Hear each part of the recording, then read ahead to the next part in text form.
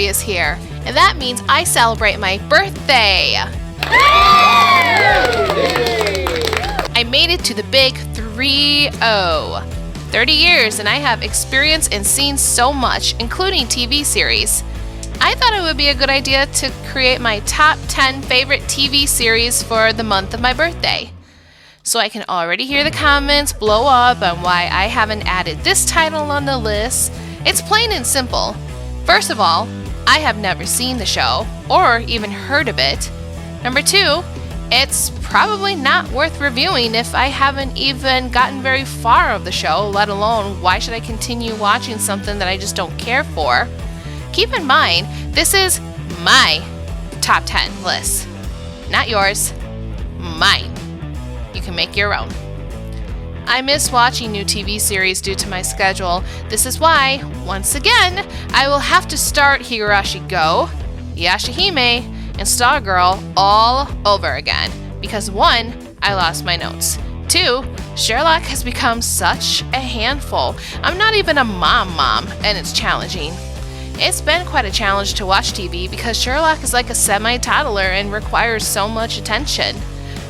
3, my husband has gone back to online school for his master's, and that adds on the challenge, especially since I take charge of all the majority priorities in our home while this occurs. He's taken 8 credits, and unless you're in a master's program, it's stressful for someone to see and know that your loved one is going to do the work all the time. Not everyone understands that. But there are series that I enjoy and remember by heart that I just need to share them. By the way, it's a mix between anime, live action, and one North American animation style. So get ready! Oh, and by the way, there are potential spoilers, so don't say I didn't warn you. Number 10. I'm Amy. And I'm Tammy. And we're the Slade Sisters. You're supposed to do it with me. Shut up. 1,000-Pound Sisters. I know what you're thinking. Why this show? Well, I'll tell you why. Because unlike watching other morbid obese patients, they're actually funny. Oh my... Michael! I'm gonna hit a lettuce. I think that's cabbage. Get away there. And for what? That ass. It's my pocket, excuse me. That a fat boy got a suit, and that's what I'm talking about. 1,000-Pound Sisters' first season focuses on sisters Amy and Tammy from Kentucky, whose combined weight totals close to 1,000 pounds. Their ultimate goal is to lose enough weight to undergo bariatric surgery. During the episodes, we see the sisters struggle trying to maintain their ups and downs from not only their weight, but also their sister relationship with each other. Throughout the 3 seasons, we see not only Amy, but their older brother Chris succeed in losing weight and getting the surgery. Tammy is one that a lot of viewers are not really rooting for due to her not owning up to her mistakes of the continuous weight gain, while she's watching everyone succeed, and Tammy ends in a downward spiral. Not only was the show entertaining just from witnessing the family's relationship, they do support each other and speak up when needed to attempt a wake-up call to each other. Family is everything, and I agree with some of the family that said, better you hate me for the rest of your life if you can lose the weight. I would be on that approach. I will attempt to plead for someone I love to get better, even if they refuse to talk to me again. I'd be fine with it. Number 9.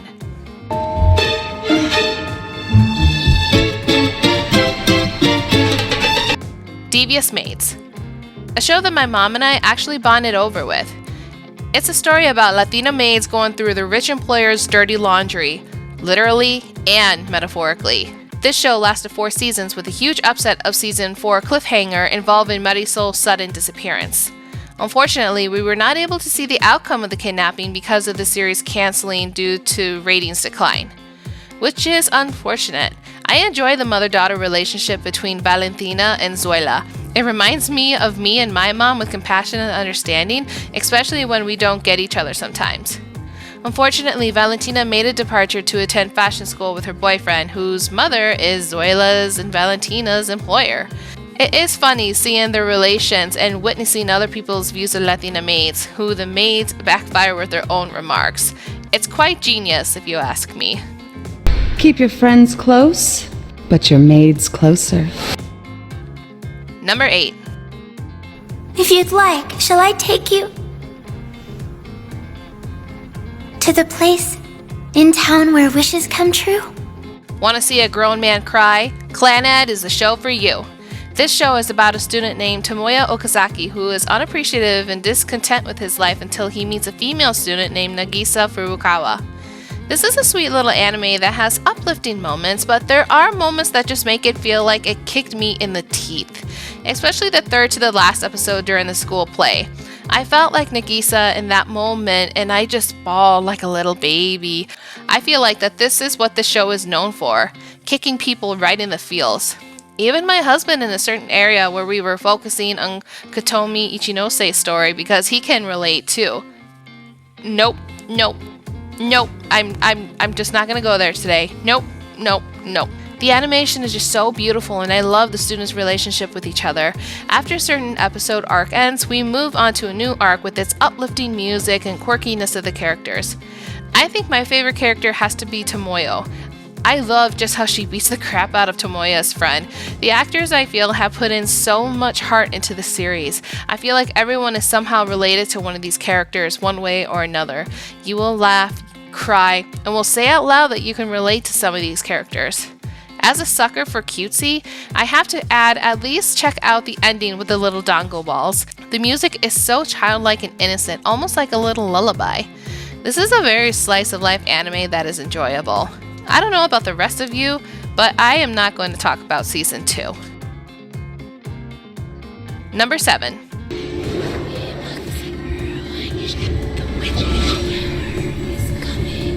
Witches of Isen.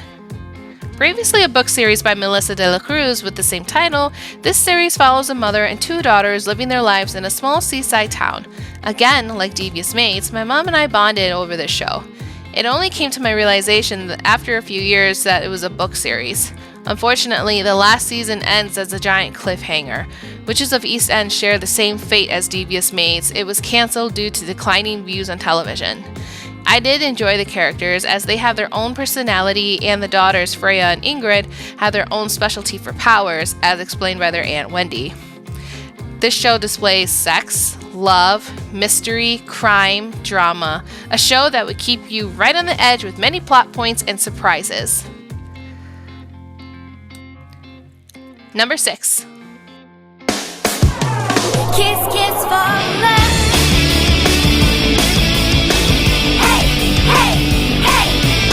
Ouran High School Host Club, a cute anime that focuses on a student named Haruhi Fujioka, who accidentally stumbled across the host club in an abandoned music room. The host club exists with the sole purpose of entertaining female students with sweets and teas. It's nothing really bad with how they entertain, it's innocent. It's just very innocent, but it depends on who you see. Haruhi unintentionally knocks over a vase which costs just roughly 8 million yen. Now in America, it equals close to $80,000. Keep in mind, the school Haruhi attends is an academy for the prestige students, so it would make sense to have decor that costs an average working man's entire salary. Haruhi, who is an exception to the rule, is the only middle-class student who is accepted into the academy. Haruhi doesn't have any means of money to replace the vase, except to join the host club to pay off her debt. One problem, Haruhi is a she. Haruhi's disguise was so basic that if you didn't know anything about the series, you would have first assumed Haruhi was a male. Within the first episode, each of the students started to pick up hints that Haruhi was a female with the display of the light bulbs flickering. Again, I can't get over how adorable the show is. Very slice of life with new problems arising in each episode, and it is very big on comedy. I love the sincerity of the host club members, and each of them has their own personality that makes them special. I personally love the episode when the host club visits Haruhi's home, and they meet Haruhi's father, who is a transvestite. He still shows his overprotective side when he is trying to take care of his daughter. Ladies, there are many boys for your picking. Who would you pick? Number 5. Relax, it's a lighter. How much lighter fluid can I take on the plane? And before you answer, remember I'm a celebrity. BOJACK Horseman. This is a series that is hard to discuss because there is a lot that happens. The series follows up a washed-up TV star by the name of BOJACK Horseman, who is trying to make his return debut to the entertainment industry. It involves different hard topics such as racism, sexism, sexuality, self-destructive behavior, depression, anxiety, post-traumatic stress disorder, trauma, and just so many real-life situations. While the show is listed as a comedy drama series, it actually breaks down some disturbing parts of our real world into BoJack's world. Included in BoJack Horseman is a pool of talented actors such as Will Arnett, Amy Sedaris, Alison Brie, and even have a cameo of Daniel Radcliffe, who plays as himself in one of the episodes. The series did have a proper ending, but it was hard to really decipher what the actual ending means. The show did win many awards and nominations as an outstanding animation. There were some episodes that were just hard to watch just because not only was it emotional, it was very relatable. I had somebody, a friend of mine, previously, she was on the same path as BoJack when it came to substance abuse. I couldn't really bring herself away from the substance, and it was hard to see her spiral down. She also worked with me in the office. When she came in one day, I smelled marijuana on her. It made me sick, and I had to tell somebody. Unfortunately, she lost her position, and I have to admit, I hate being that whistleblower, but she was in a bad place, and if I didn't say anything, she could have died. She would have left behind her son, who was 8 at the time. It's safe to say that she is clean and sober and now raising her now 11-year-old son and her 2-year-old son. I love you, girl. BoJack is just depressing, and while it's hard to see somebody go into that downward spiral, there's always that somebody who loves and cares about you and that just wants to see you get better. In the way that BoJack didn't want to go, he did end up getting better. Number 4.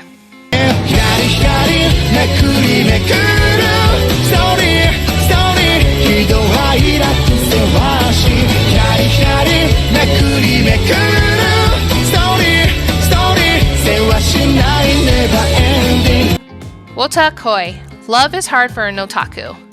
If I can relate any more with my husband and friends, it's Love is hard for an otaku. Such an adorable show. I just wish it was an English dub so my husband can enjoy the show also. I actually stumbled upon Love is Hard for an Otaku when my husband left with his cousin to pick some stuff up from family down south. It was a 2-day, 1-night trip, which I wouldn't really see or hear much from him. I binged this show for one weekend, as this was only 12 or 13 episodes, but I totally didn't keep track of the time, let me tell you. This show is really basic when it comes to its plot. It's just about 2 characters, Narumi and Hirotaka, who are basically perfect for each other, but love is hard to find within each other. Narumi hides her passion for fujoshi drawings, otome games, and keeps quiet about her idols, while Hirotake is a gamer. Unlike others, he doesn't care if anyone else in the office knows about his gaming. We are also introduced to Koyanagi, who is a cosplayer, and Kabakura, and while he is not a heavy otaku, he has his share of enjoying heroes and bishojos. Fun fact is Kabakura is actually married to Koyanagi in the show. So yeah, these characters can demonstrate that it is possible to fall in love and get married.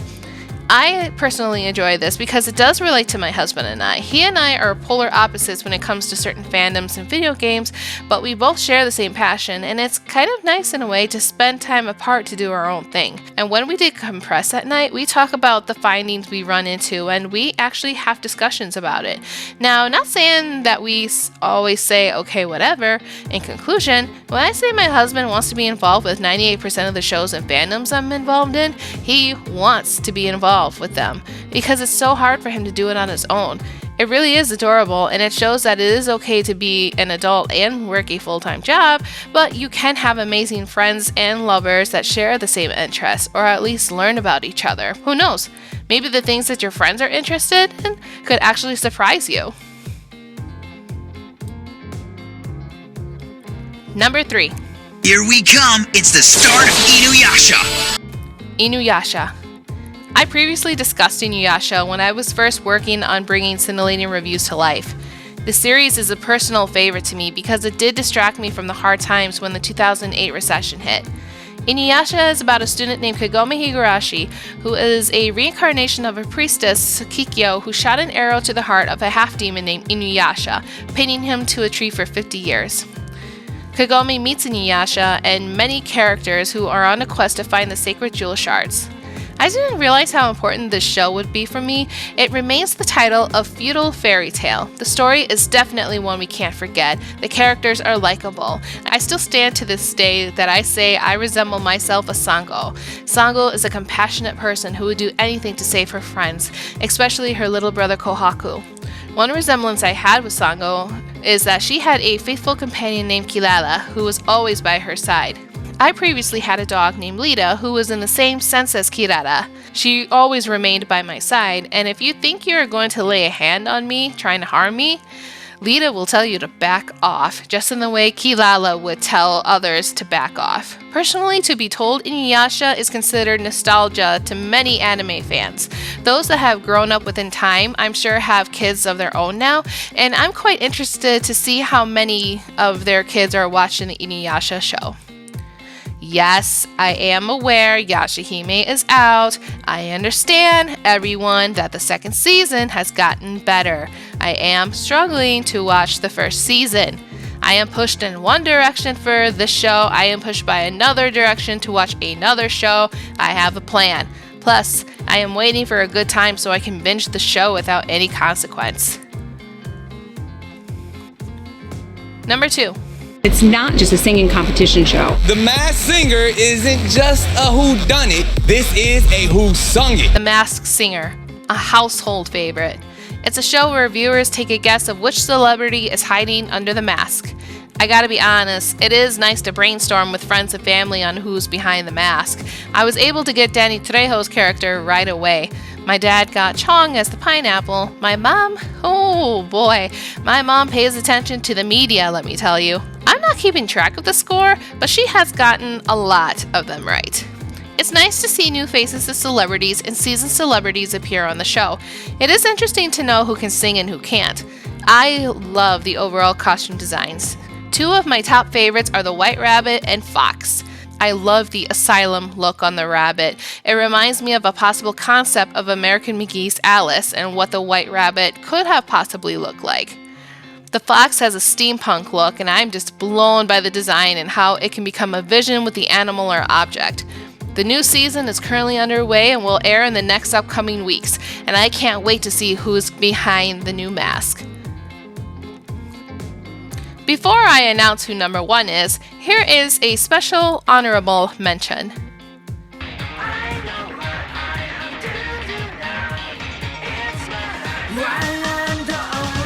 My Hero Academia.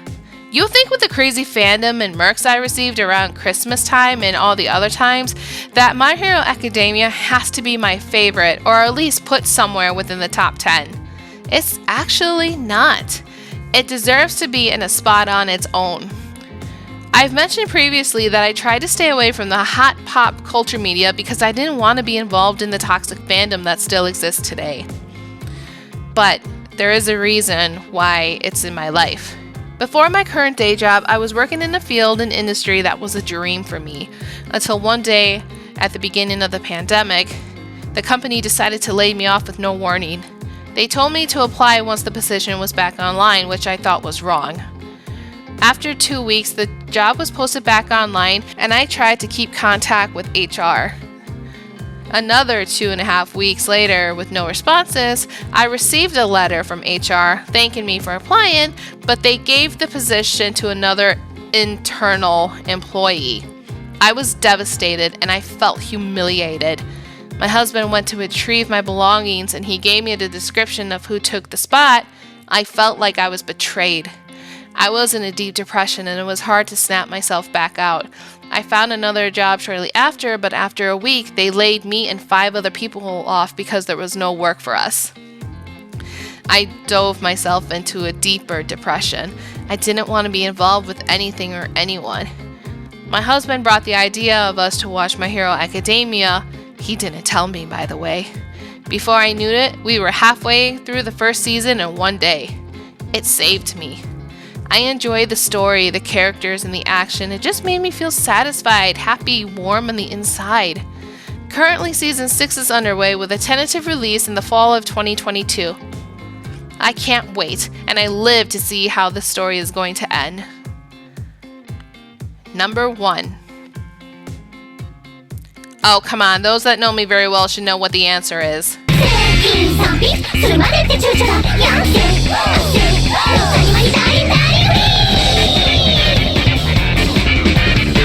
Lucky Star.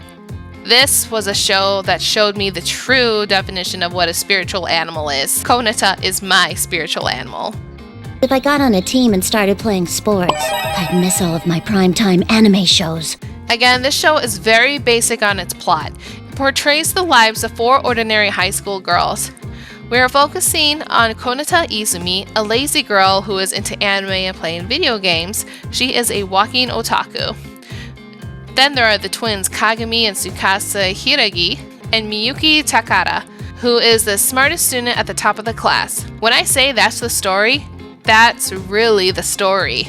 At the end of each episode, we have a small segment called Lucky Channel with characters Akira Kogami and Minoru Shiraishi that just talk about random topics, and we're witnessing Akira's personality change.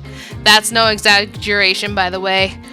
This anime demonstrates numerous Easter eggs of other shows. The studio that created the anime was from Kyoto Animation, or KyoAni, who are responsible for numerous shows such as Free, Iwatobi Swim Club, Clannad, Melancholy of Haruhi Suzumiya, K-On!, and many other shows. There are many Easter eggs from Haruhi Suzumiya and canon because they were the most popular around the time, and some of the earlier adaptations from KyoAni. Lucky Star made its appearance in 2007, canon came between 2006 to 2007, and Haruhi Suzumiya's year was in 2006. It really is funny because some of the words that the girls discuss are beliefs that most of us Americans don't really use. Thankfully, I'm stupid, so I don't have to worry about catching flus and stuff. You didn't disagree with me when I said I was stupid, did you, Tsukasa? Wait! It's not like that! I always use the show as my go-to background noise when I need to do some house cleaning. It's enjoyable. The actors definitely put it all in the show. The animation was advanced during the 2007 time, sharp and bright. It is a show I will always revert back when I'm feeling down. It will always put a smile on your face, and that is why Lucky Star is my favorite series. So thank you so much for stopping in and checking out Cyntillating Reviews. What do you guys think of today's video? Let me know in the comments below. Like the video, subscribe, and help Cyntillating Reviews grow. I want to see something come out of this. If I reach 200 subscribers, I will review ghost stories. Not really popular in Japan, but once it got to America, it earned its profits. Help me get to 200 subscribers and I'll explain why. I also have TikTok, Facebook, Twitter, and Instagram where I post updates of any upcoming content and life outside of Cyntillating Reviews. Our simplest prevention is our biggest protection. My friends and family are now getting caught with this disease, and while the vaccine and boosters are available for those that truly need it, until it's our turn, make sure you practice social distancing, washing hands, and staying at home if you don't feel good. Help make our world better by starting to make us better to reduce the spread of COVID-19. See you later on another day.